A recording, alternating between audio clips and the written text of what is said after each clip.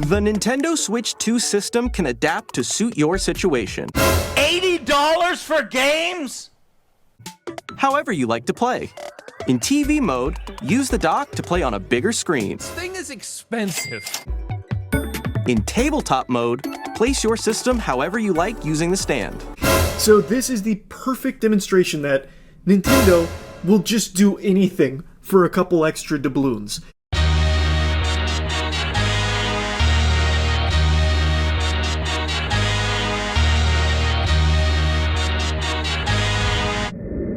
What's good, YouTube? It's your host, Santos, and you are now watching MVP Magazine. So, the Nintendo Switch 2 has officially been revealed, and the community's reaction to it has been quite interesting.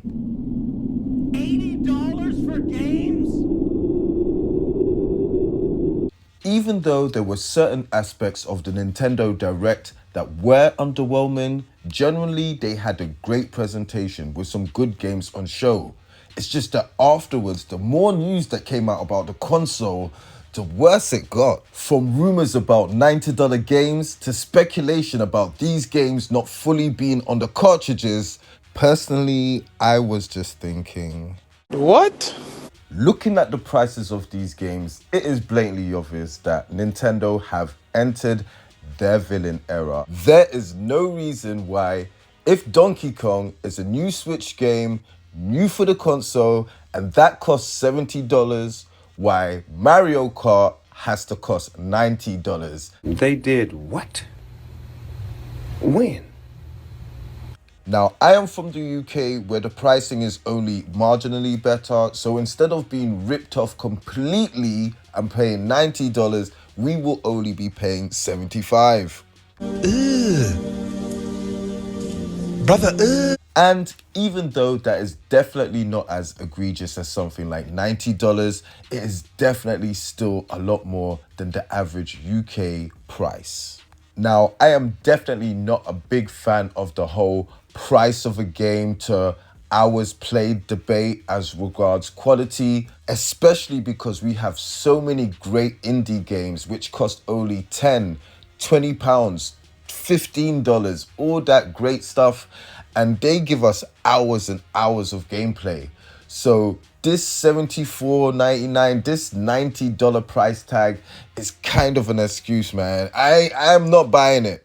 Now, let's play a little game I like to call It's Kinda Suspicious. That's suspicious. Why didn't Nintendo tell us the price of the games and the console during the presentation? That's suspicious. Why don't Nintendo give us the actual specifications of the console?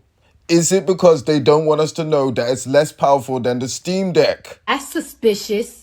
Why is there a Japanese region-only version which is suspiciously $150 cheaper than the American version? That's suspicious. Like, seriously, what could be the reason Nintendo are doing all of this shady business? I'm evil. $80 for games?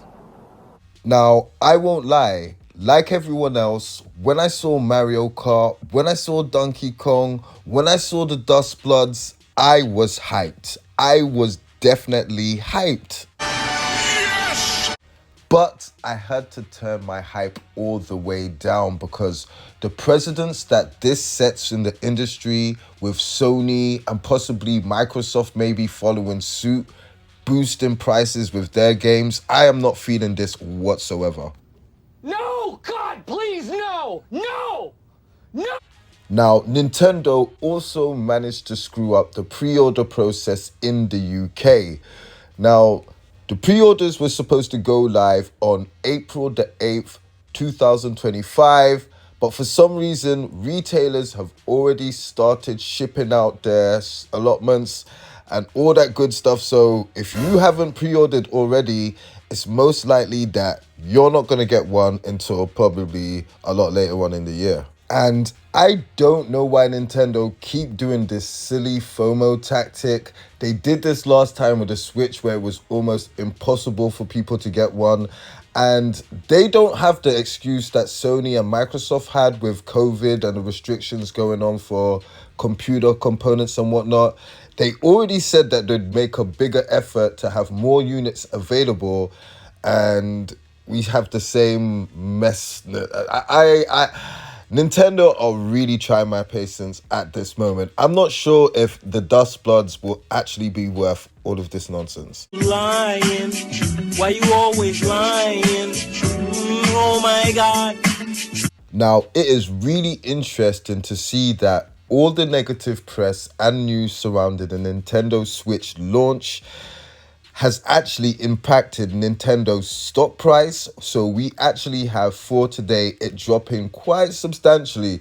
Now the pre-orders just came out, so the stock is probably going to be right back up again tomorrow, but it's really interesting to see what the negative news did.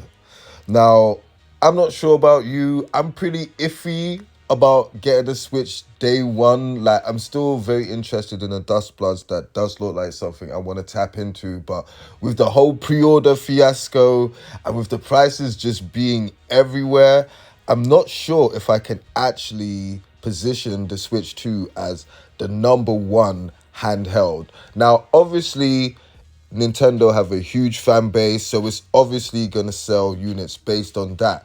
But as far as quality, will it really be offering something that the Steam Deck and the ROG Ally can't?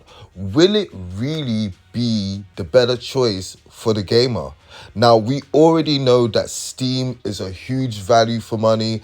Like, they have great sales, and it's so funny because most of the games which are going to be coming out from third-party, games like Cyberpunk, games like Elden Ring, games like Street Fighter 6, they've all been available on PC and the Steam Deck for like more than a year now, and they will all be running better at a lower price. So when it comes to the more informed gamer, how much of an incentive will all this be for really getting a Nintendo Switch 2? Like, I reckon there's going to be a ton of people who are actually going to just jump over to the Steam Deck and maybe look back at the Switch later on when it, you know, when the price drops or when Nintendo have got their act together.